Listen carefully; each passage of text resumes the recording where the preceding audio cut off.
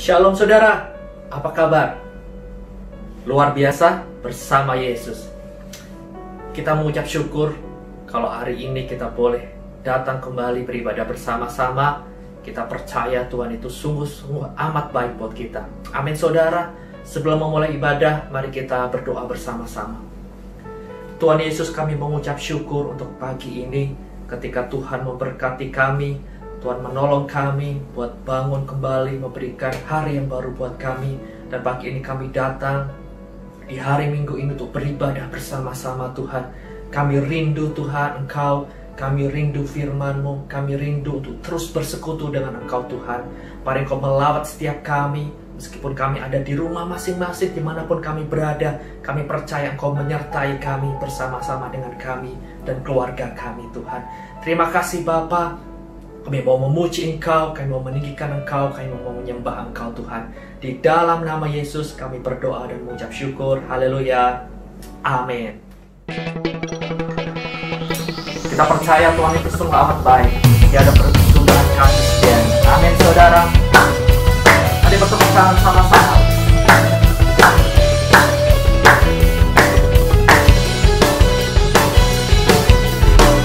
Dia ada berkesudahan. Kasih setiamu Tuhan selalu baru rahmat-Mu.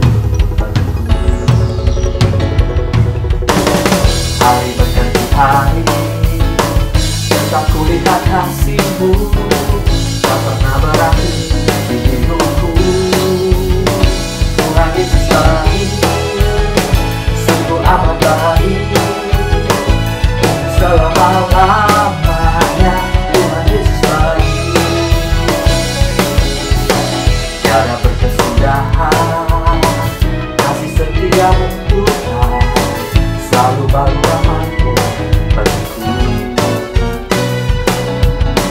Hari berganti hari, tetap kulihat kasih-Mu. Tak pernah berakhir di hidupku. Tuhan Yesus baik, sungguh amat baik. Selama-lamanya Tuhan Yesus baik. Tuhan Yesus baik, sungguh amat baik. Selama-lamanya Tuhan Yesus baik. Tuhan Yesus baik. Tuhan Yesus baik, sungguh amat baik. Selama-lamanya Tuhan Yesus baik. Dari selama-lamanya sampai selama-lamanya, untuk selama-lamanya Tuhan Yesus baik. Haleluya. Pengharapan buat kita. Mari kita datang dengan sepenuh hati. Kuasa-Mu terlebih besar, Tuhanku terlebih besar. Tak pernah terlambat janji-Mu ya Tuhan, menolong hidupku. Kuasa-Mu terlebih besar, Tuhanku terlebih besar. Tak pernah terlambat janji-Mu ya Tuhan, pulihkan hidup.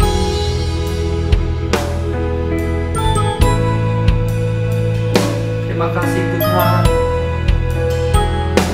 Engkau Tuhan yang menjadi penolong buat kami. Tuhan penolongku,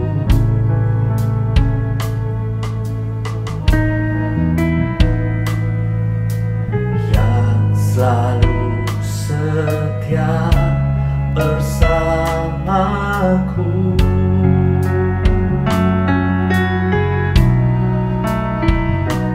Kasih-Mu yang sanggup mengubah kehidupan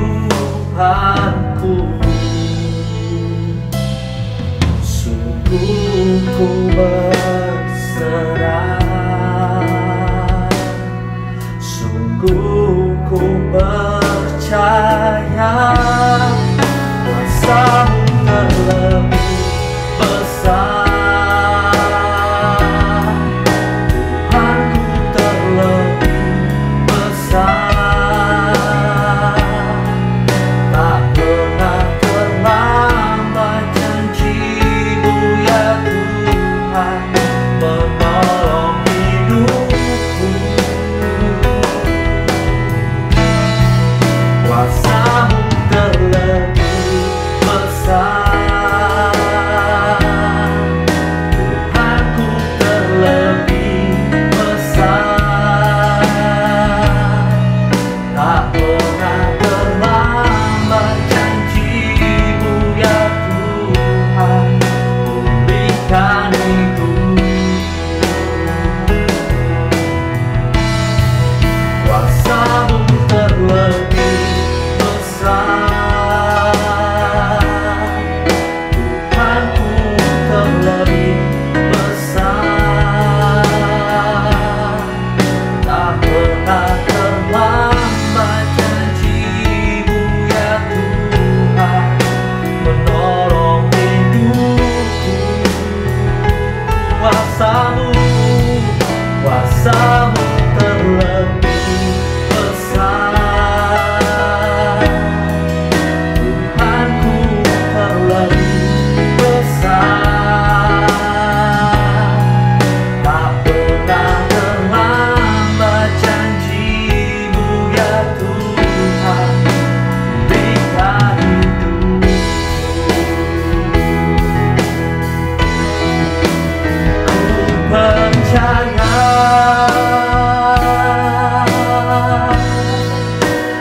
Kau bekerja mendatangkan kebaikan di hidupku. Ku percaya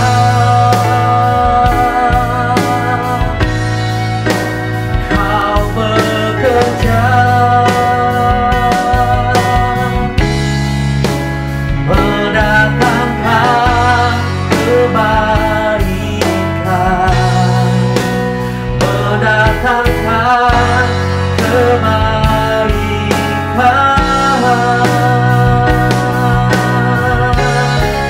Kuasa-Mu terlebih besar. Tuhanku terlebih besar. Tak pernah terlambat janji-Mu ya Tuhan menolong hidupku.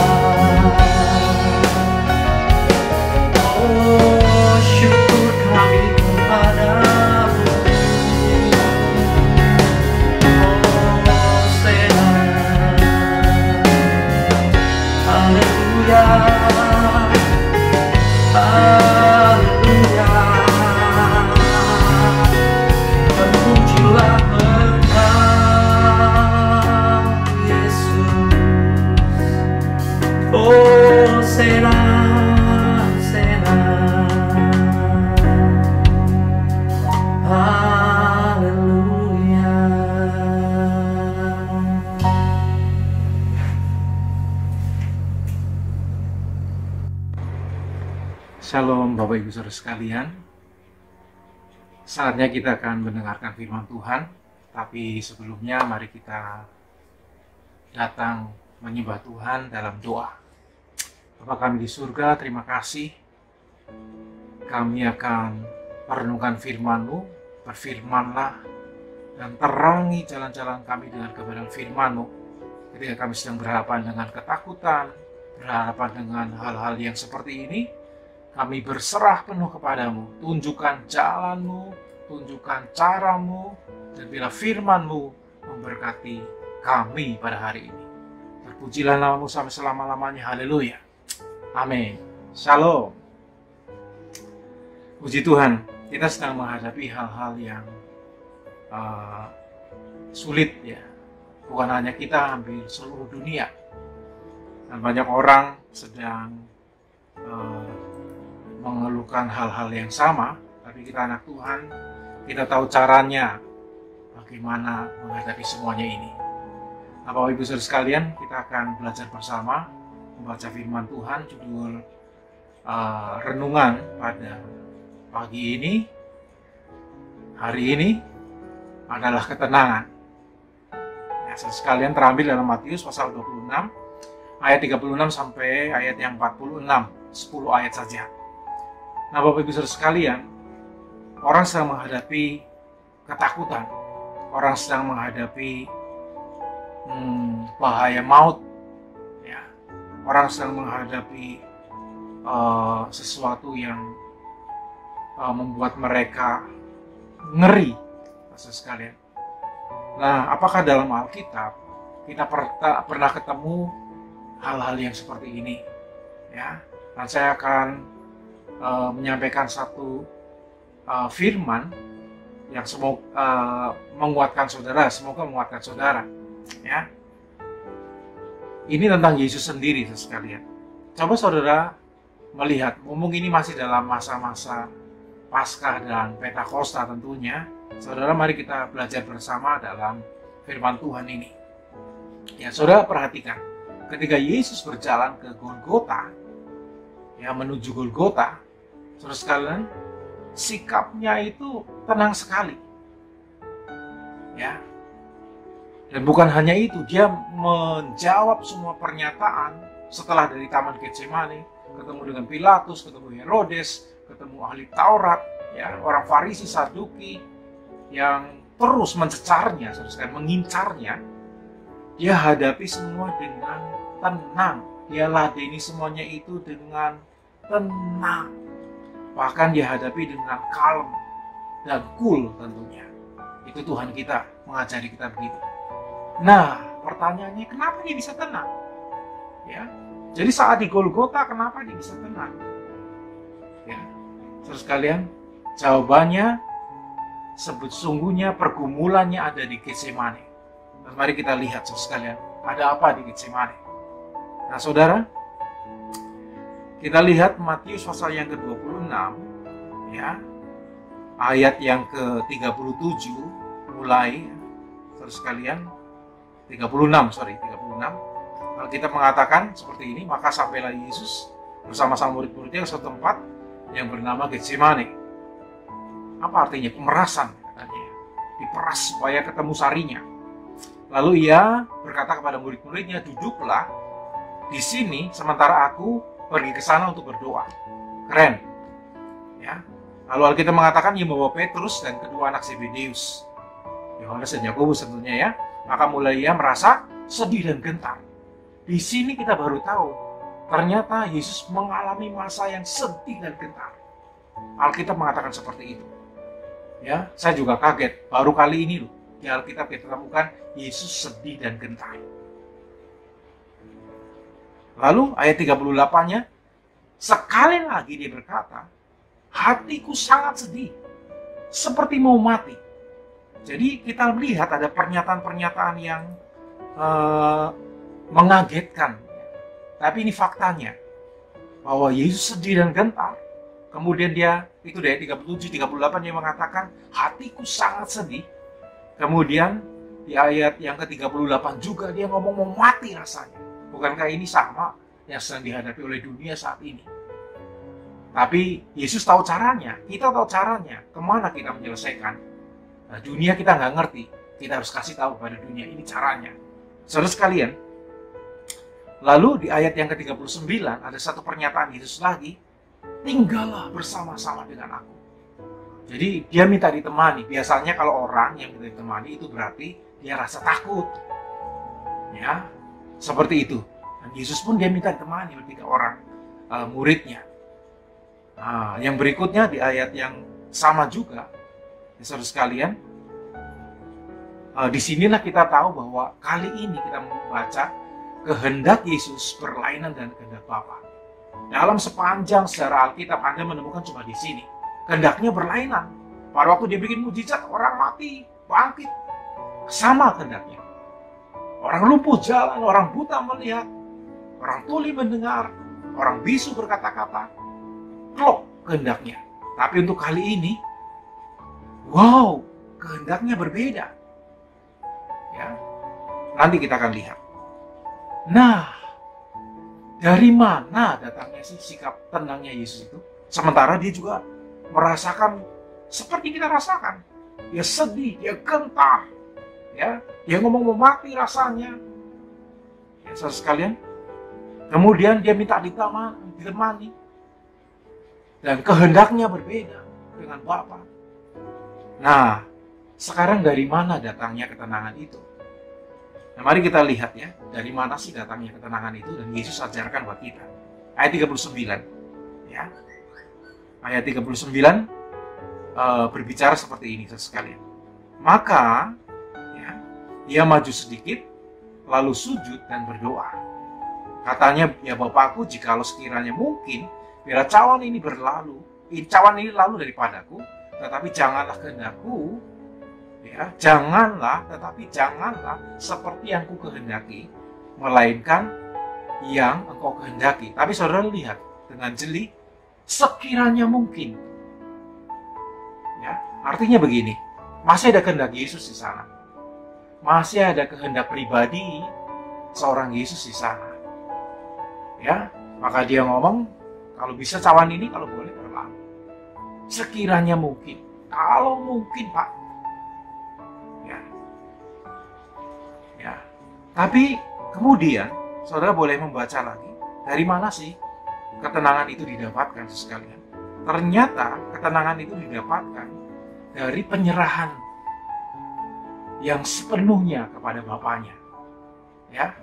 Pertama kalau saudara baca di pasal 26-39, ayat 39 ini, dia mengatakan sekiranya mungkin 39-nya. Tapi saudara lihat, ayat 42 berbicara apa? Ya, ayat 42 mengatakan seperti ini. Lalu ia pergi untuk kedua kalinya dan berdoa, ya Bapakku, jikalau cawan ini tidak mungkin. Tadi kalau mungkin, sekarang udah. Kalau tidak mungkin, kalau kita ngomong seperti itu, ya saudara sekalian, tidak mungkin lalu, kecuali apabila aku minumnya, jadilah kehendakmu. Jadi sekarang kita lihat, ya, ketenangan itu datangnya dari mana sih? Ternyata ketenangan itu datangnya adalah menyerahkan sepenuhnya kepada kehendak Bapa, menyerahkan sepenuhnya kepada Tuhan. Nah, Bapak Ibu Saudara sekalian, itu yang dilakukan Yesus. Ya, jadi pertama, kalau mungkin masih ada kehendaknya. Ya, tapi di doa yang kedua, dia ngomong sekiranya, ya, nggak mungkin, nggak apa-apa, jadilah kehendakmu. Itu bahasa saya sekalian. Ya, jadilah kehendakmu. Ini dia. Ketika dia berserah penuh, dia menang nanti menghadapi Golgota. Ketika dia berserah penuh, Golgota bukan masalah lagi. Sama. Orang sekarang takut sekali. Orang mungkin rasanya ada yang mau mati, rasanya wah takut dengan kematian, dengan kabar-kabar seperti ini. Lalu gimana kita bisa tenang ya? Jawabannya datang kepada Tuhan. Berdoalah, berserahlah sepenuhnya. Serahkan keluargamu, serahkan bisnismu. Kita tahu semua, orang sedang bisnis lagi susah-susahnya. Tapi disinilah kita diajar bahwa kita hidup bukan karena pekerjaanmu. Kamu hidup bukan karena apa yang kamu usahakan. Kamu hidup karena anugerah Tuhan menyertai. Kita hidup bukan dari roti saja. Yesus katakan seperti ini. Ini pembelajaran buat kita. Kita hidup karena anugerah Tuhan. Ya, tenang saja. Bagi yang usahanya sedang turun, Tuhan gak tinggal diam. Ya. Nah, ketenangan itu maka Yesus dapatkan ketika dia menang di Getsemane. Kuncinya adalah menang di Getsemane. Golgota is okay, terus kalian. Mau diludahin, mau dipermalukan, mau ditelanjangi, mau dipukuli, mau disiksa. Malah yang keluar ucapan berkat. Lihat 7 ucapan berkat itu. Yang keluar semua berkat sekalian. Nggak ada kutukan. Itu Bapak kita ngajari. Nah, dia berjalan dalam ketenangan. Nah, saudara sekalian, nah apa sih hasilnya ketika saudara berdoa seperti Yesus seperti ini? Ya, apa sih hasilnya ketika saudara berdoanya menyerah kepada Tuhan? Apa tuh hasilnya? Ya, saudara sekalian, ada hasil yang cukup menarik. Lihat ayat 40. Ya, mari kita lihat ayat 40. Ayat 40 mengatakan seperti ini, setelah itu ia kembali kepada murid-muridnya itu dan mendapati mereka sedang tidur. Lagi susah-susahnya diajak mereka supaya nemeni buat sharing, buat bantu doa. Malah tidur. Alkitab ngomong seperti itu. Dan ia berkata kepada Petrus, kok Petrus ya? Kenapa? Nanti saya jelasin. Ya, kok Petrus? Dia bangunin Petrus, dia ngomong, tidakkah kamu sanggup berjaga-jaga 1 jam saja? Itu permintaan Yesus. Ya, bicara ini tuntutan Pak ya. Itu tuntutannya Tuhan. Kamu bisa nggak berdoa sejam saja? Ya, dan seterusnya. Nanti saudara baca sendiri di ayat yang ke-41, karena berdoa itu berjaga-jaga dan berdoa supaya kamu jangan jatuh ke dalam pencobaan. Yesus ngingetin gitu loh. Kenapa Petrus ya? Nanti saya jelasin. Saudara sekalian, lihat di ayat yang 41 ini dan 40-41 ini, Yesus masih punya satu tuntutan kepada muridnya. Ya. Lalu apa hubungannya dengan hasil dari doa yang menyerah, Pak? Ya.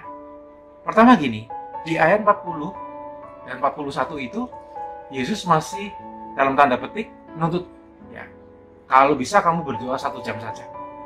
Ya. Tapi lihat di ayat 44 sekalian. Ada sesuatu yang berbeda di ayat 44. Ia membiarkan mereka, 43 dahulu. Dan ketika ia kembali pula, ia mendapati mereka sedang tidur. Ini doa yang kedua. Ya, sebab mata mereka sudah berat. Alkitab ngomong seperti itu. Ia membiarkan mereka di situ, lalu ia pergi berdoa untuk ketiga kalinya. Ya, dan mengucapkan doa itu juga. Ya. Saudara sekalian, seperti itu. Dia mendapati mereka sedang tidur, dan Alkitab mengatakan dia membiarkan, ya, mereka di situ. Nggak ada komen lagi. Ya, dia datang kali yang kedua, mereka masih tidur. Udahlah, dia biarin. Lihat sikap yang berbeda. Yang pertama, dia ada komen, ya, kalau bisa sejam saja. Terus begitu datang yang kedua, dia dapati mereka sedang tidur, dia kembali dan dia dapat sedang tidur. Ayat 44 mengatakan dia membiarkan. Sikap yang berbeda, sekalian. Nah, orang yang berdoa itu menghasilkan sikap-sikap yang berbeda. Semakin ke sana, semakin takut Tuhan itu, semakin ketemu Tuhan, dia akan semakin lembut. Dia akan semakin tenang. Dia sudah nggak apa-apa. Ya, sekalian, coba kita cek lagi di ayat 45. Ya, sekalian, sikapnya jauh lebih berbeda. Lihat ayat 45, sesudah itu ia datang kepada murid-muridnya dan berkata kepada mereka, ini saudara kebaca ayat 44, itu untuk ketiga kalinya ia berdoa. Nah, untuk ketiga kalinya dia datengin muridnya, saudara sekalian, dia mengatakan seperti ini, tidurlah sekarang dan istirahatlah. Biasanya kalau orang kasih SP, satu keras, yang kedua agak keras, yang ketiga tambah keras, yang keempat semakin keras. Tapi Yesus nggak gitu. Ya, dia tuntut 1 jam. Tapi dia sadari muridnya nggak bisa. Ya, saudara sekalian, lalu dia biarkan saja, membiarkan. Palan yang berikutnya dia mengatakan, tidurlah sekarang dan istirahatlah, karena dia mengerti Nah, ini hasil dari orang yang berserah itu seperti itu. Dia selalu melahirkan sesuatu yang berbeda, semakin lembut, semakin lembut, semakin lembut, semakin lembut. Nah, saudara sekalian, itu hasilnya. Nah, sekarang sampai kepada yang akhirnya kesimpulan. Apa sih kesimpulan dari yang kita renungkan ini, saudara sekalian? Yang pertama, ya, ada satu pernyataan yang keren kan buat saya. Yang pertama, Yesus saja berdoa. Nah, ini keren loh. Siapa kita? Siapa saya? Saudara dan saya maksudnya. Siapa saya dan saudara? Ketemu persoalan kok nggak doa? Ketemu sesuatu yang menakutkan kok cari Tuhan? Ya, Alkitab mengatakan Yesus berdoa. Seorang pencipta, sang pencipta, kau masih doa. Kalau kita yang ciptaan nggak doa, saya pikir, wow, kelewatan. Ya, dan gak akan pernah bisa tenang. Ini rahasia Yesus. Dia datang untuk berdoa dan menyerah sama Bapaknya, dan dia menghasilkan ketenangan. Lalu yang kedua, ingat yang pertama, Yesus saja berdoa. Mari berdoa. Puji Tuhan ya, kita satu dalam doa di setiap jam 9 malam. Ya, ada pokok-pokok doa yang dibagikan, di sanalah kita sharing dengan keluarga, dan kita juga sharing dengan yang lain, berbagi untuk saling menjagai dan mendoakan. Itu penting sekali. Terus sekalian, tetaplah berdoa. Gak bisa enggak. Doa itu harus. Yesus saja berdoa. Pencipta loh. Ya. Dia Allah sendiri, sekalian. Masih ada waktu untuk berbicara dengan pribadi, dengan Bapaknya, dengan Roh Kudus. Dia satu. Nah, siapa kita kalau kita ketemu persoalan dan berdoa? Maka berdoalah. Anda akan tenang kalau Anda menyerah penuh di sana. Lalu yang kedua, saudara sekalian, doa yang penuh penyerahan akan menghasilkan ketenangan. Nah, itu tadi. Ya, akan menghasilkan hikmat, akan menghasilkan hatinya Allah. Kalau di sana Allah berbicara dengan saudara. Kalau di sana saudara menyerahkan keinginan saudara.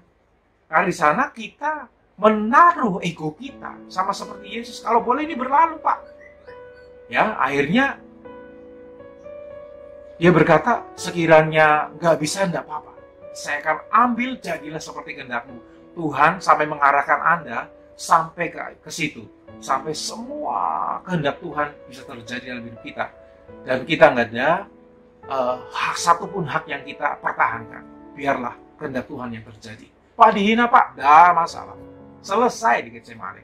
Udah selesai. Pak dilecehkan, Pak, nggak masalah. Karena semua sudah selesai di Getsemane. Dan lihatlah, ya, doa yang menyerah menghasilkan ketenangan, saudara sekalian. Ya, semakin sabar, lihat Yesus ya, mulai negur Petrus, ya, terus dia biarin saja, enggak apa-apa lah. Dan dia terakhir ngomong istirahatlah, karena dia tahu persis, mungkin muridnya sudah capek sekali. Itu hasil yang baik loh, saudara sekalian.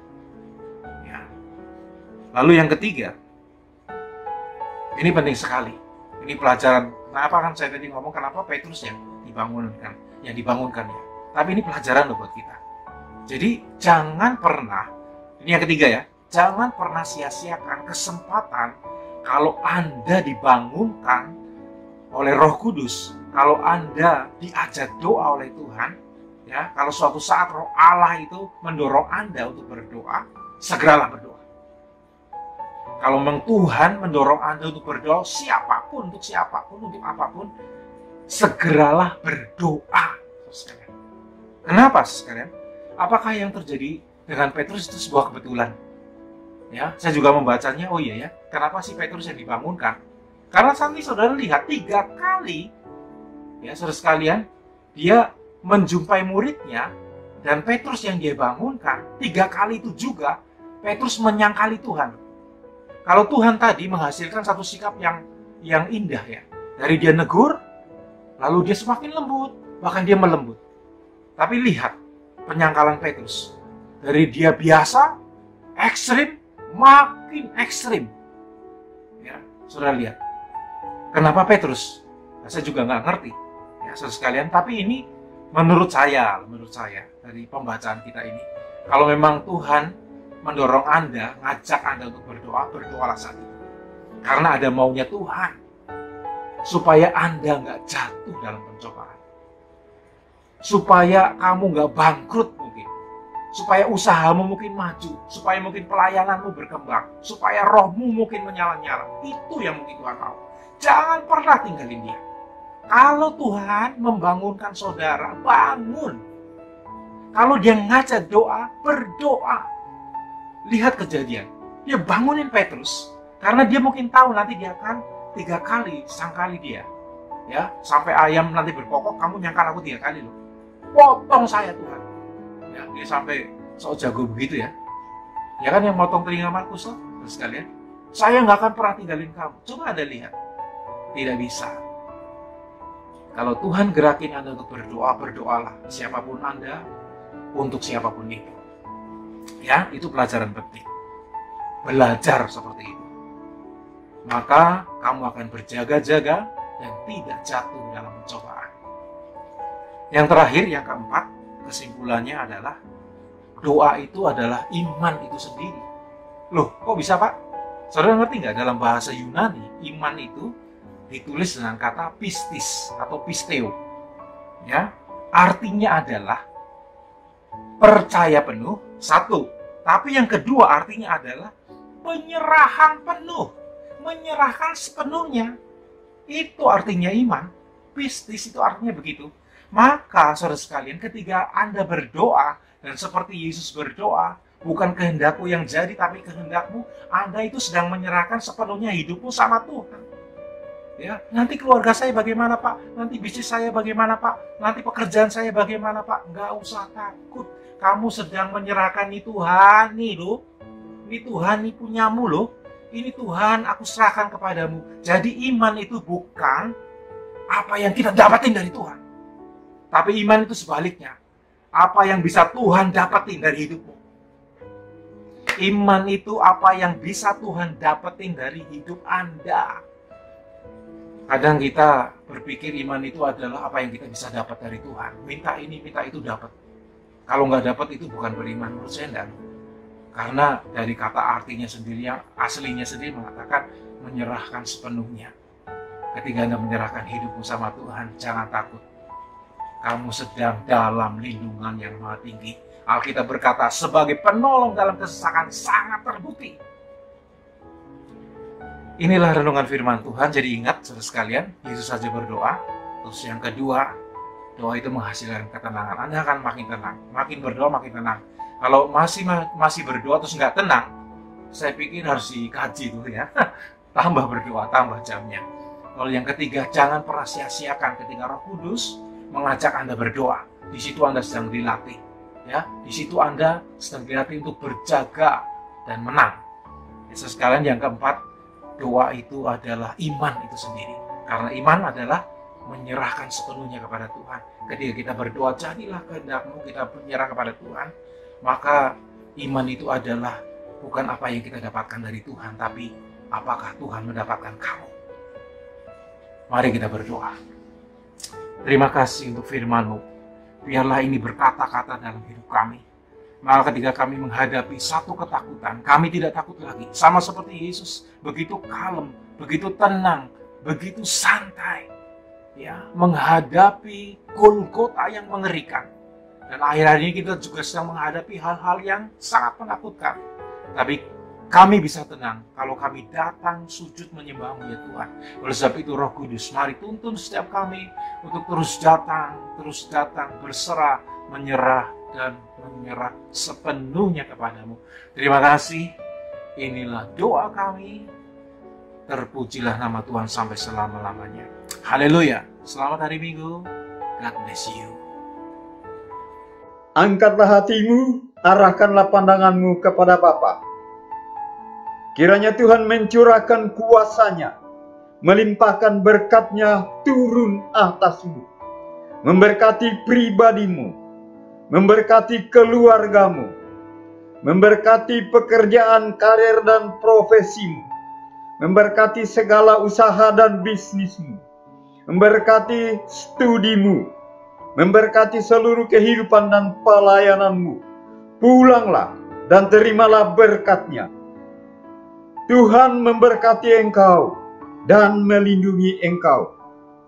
Tuhan menyinari engkau dengan wajah-Nya dan memberi engkau kasih karunia. Tuhan menghadapkan wajah-Nya kepadamu dan memberi engkau damai sejahtera yang melampaui akal.